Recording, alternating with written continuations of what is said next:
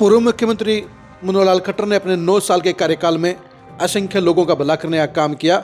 जहां उन्होंने हरियाणा के शासन और प्रशासन में अपनी अमिट छाप छोड़ने का काम किया, वहीं उनके जरिए काफ़ी लोग फर्श से अर्श तक पहुंच गए। ऐसे ही लोगों के अंदर करनाल का एक 4 फुटिया शख्स भी शामिल है, जो मनोहर लाल खट्टर के सिस्टम के जरिए रोडपति से करोड़पति बन गया है। ऐसे शख्स ने ही खरी खरी न्यूज़ के खिलाफ फर्जी तरीके से FIR दर्ज कराने का काम किया और मनोहर लाल खट्टर के सिस्टम को गलत तरीके से इस्तेमाल करने का काम किया। नमस्कार, मैं हूं कुलदीप शिरान। आज हम खरी खरी न्यूज़ में चर्चा करेंगे खरी खरी न्यूज़ के खिलाफ हुई FIR की और इस मामले में एक 4 फुटिया शख्स के षड्यंत्र की और पुरुष मनोहर लाल खट्टर के सिस्टम के गलत इस्तेमाल की।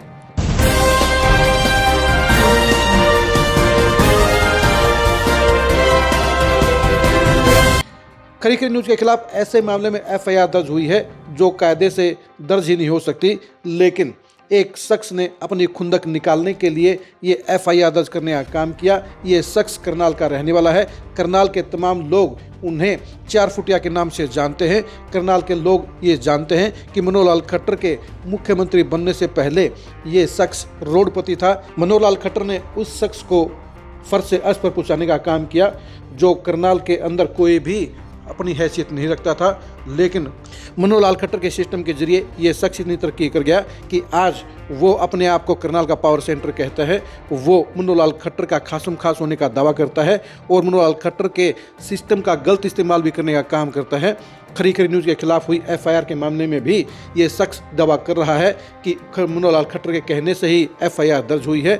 मनोहर लाल खट्टर के सिस्टम का दुरुपयोग करते हुए उन्होंने अफसरशाही के ऊपर प्रेशर डलवाने का काम किया और इस मामले में वो पूरी तरह से सिस्टम को बेजा इस्तेमाल करते हुए ही अपने अंजाम को पूरा करवाने में सफल रहा। जाहिर सी बात है, इस शख्स ने यह FIR दर्ज कराने के लिए पूरा षड्यंत्र रचने का काम किया, एक साध्वी को इस्तेमाल करने का काम किया और इस मामले में उन्होंने RSS के कुछ लोगों को भी गुमराह करने का काम किया।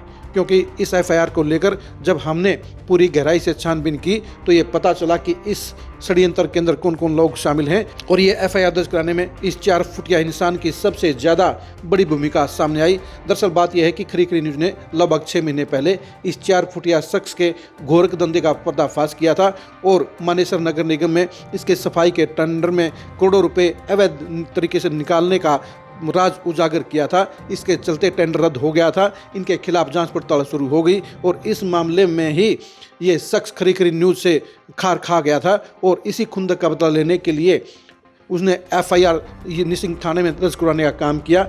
ये FIR दर्ज करवा के बेशक से 4 फुटिया इंसान अपने आप को बड़ा पावरफुल समझ रहा होगा, बड़ा आत्मसंतुष्ट हो गया, लेकिन कानून के रास्ते के अंदर देर हो सकती है, अंधेर नहीं हो सकती। क्योंकि ये FIR गलत तरीके से दर्ज तो कराई जा सकती है, लेकिन इसे अंजाम तक पहुंचाने के लिए उन्हें वो रास्ते पर अपनाने होंगे जो उनके लिए मुमकिन नहीं है। खरी खरी न्यूज़ के खिलाफ FIR दर्ज कराने के बाद उन्होंने इस मामले में ज़्यादा से ज़्यादा लंबा खिंचवाने के लिए और ज़्यादा से ज़्यादा जेल के अंदर रखवाने के लिए अपनी तरफ से पूरी कोशिश की।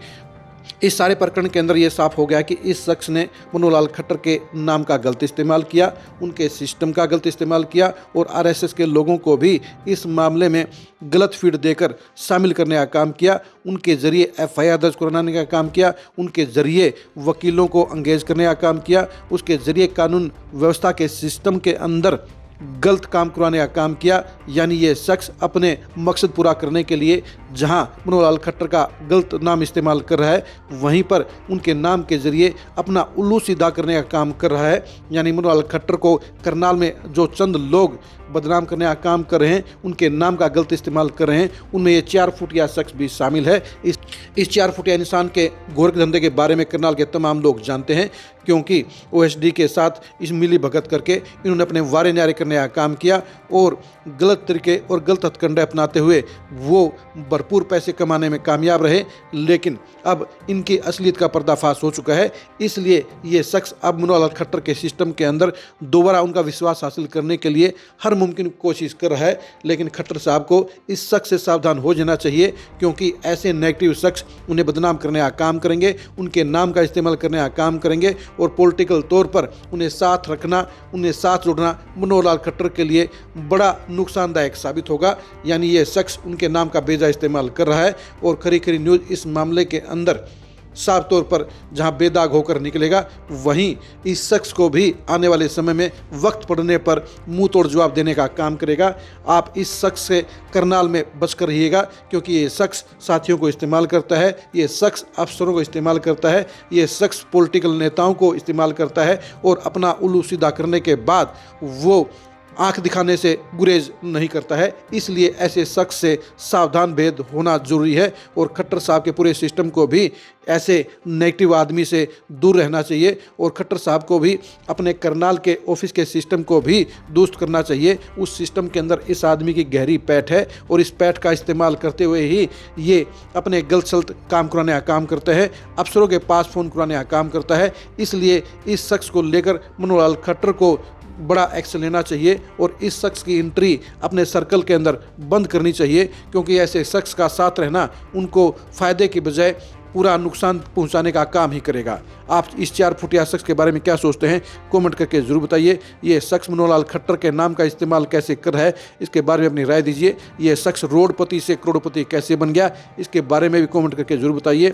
आप इस 4 फुटिया शख्स के बारे में एक्सक्लूसिव खबरों को जानने के लिए और मनोहर लाल खट्टर की पॉलिटिक्स के भविष्य को जानने के लिए लगातार खरी खरी न्यूज़ के साथ बने रहिए। आप हमारे फेसबुक पेज को फॉलो कीजिए, आप हमारे यूट्यूब चैनल को सब्सक्राइब कीजिए। नमस्कार।